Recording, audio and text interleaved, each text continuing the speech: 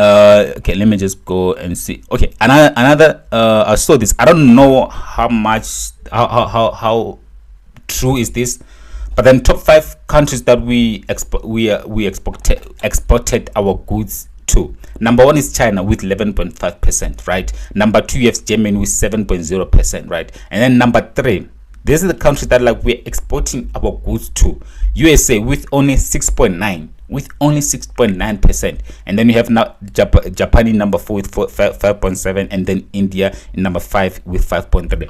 We have good relationships with Germany, China, Japan, and India, and I would like to believe that like prior to Donald Trump taking over the office, we had good relationships with the United States. Hence, they are the number 3rd on the list of countries that we are exporting to. Right, top 5 countries that we import stuff from.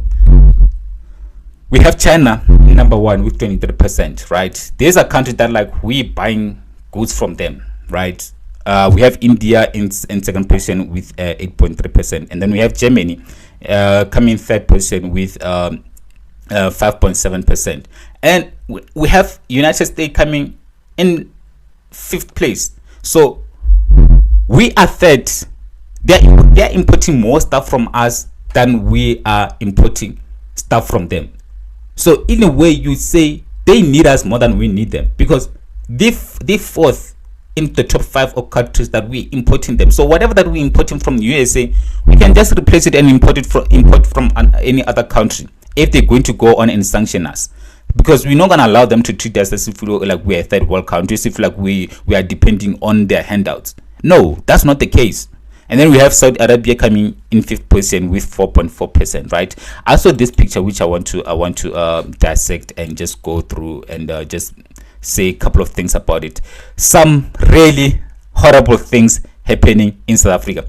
These are some of the like horrible things that are happening in South Africa. And again, to further on and emphasize on the points that I made, that like the white people are still privileged in this country. I can guarantee the majority of people that are living here are white people. But then someone wants to convince us that like some really, really terrible things and horrible things are happening to a certain group of South Africa. Guys, people need to wake up, guys. Like I said, I don't okay until they happen to you or your family. 80 murders today, 135 rapes today, untold numbers of lives and families in ruin just today.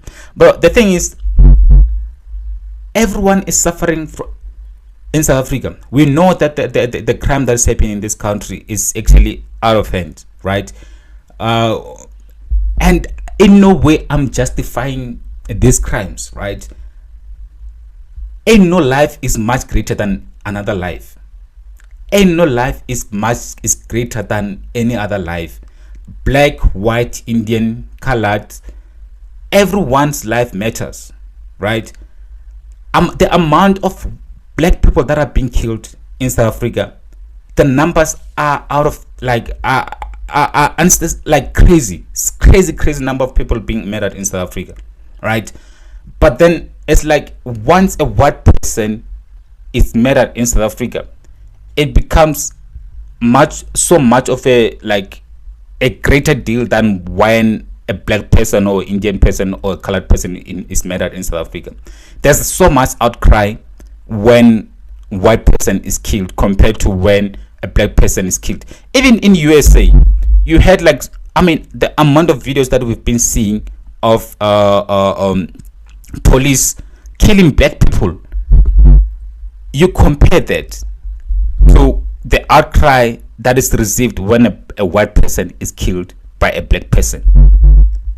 Like, it's not even comparable.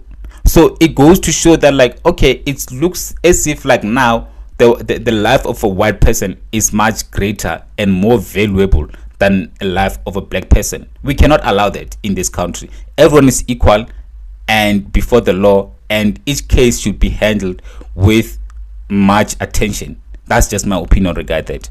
I mean, the white people are so mad. Yo, the white people are so mad, man. Like, yo, and it just goes to show that like I'm one person that like was hoping that like I was like, I wonder what life would be like if we had a white person, if we had a white party at the helm, because I've experienced ever since I was born, I've experienced ANC being the ruling party. So prior to this 2024 prior to 2024 elections, I went to those elections with an open mind. I mean, there's a proof of videos on my channel where I was like, I wouldn't be mad if DA took charge. I wouldn't be mad if we had a different party, a white party, being ruling South Africa.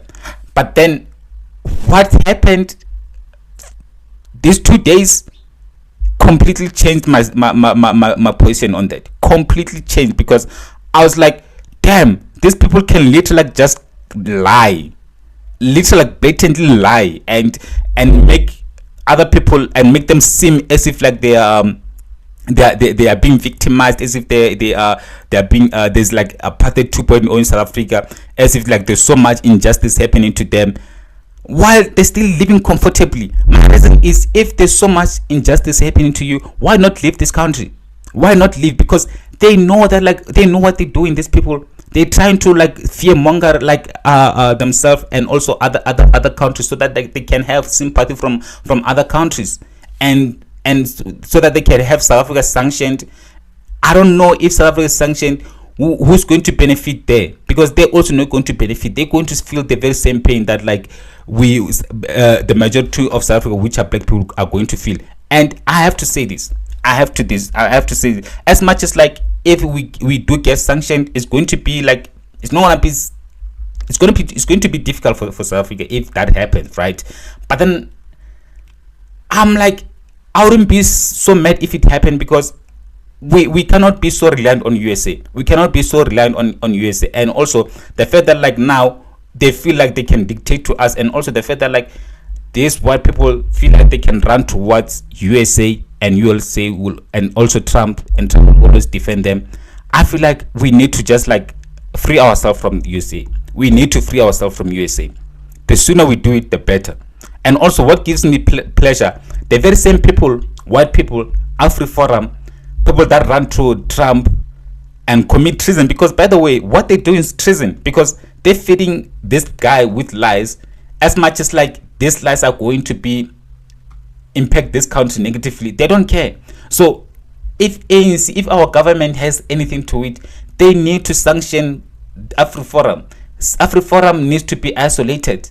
They need to be isolated, because yes, like I said, everyone's going to feel the heat. Every single person in this country is going to feel the heat. And I want Ramaphosa cannot and should not change his stance on the implementation of the expropriation of land. He cannot. He should not. He has the backing of the majority of South Africans. So yeah, I think that's the end of my video. And yeah, please do like and subscribe.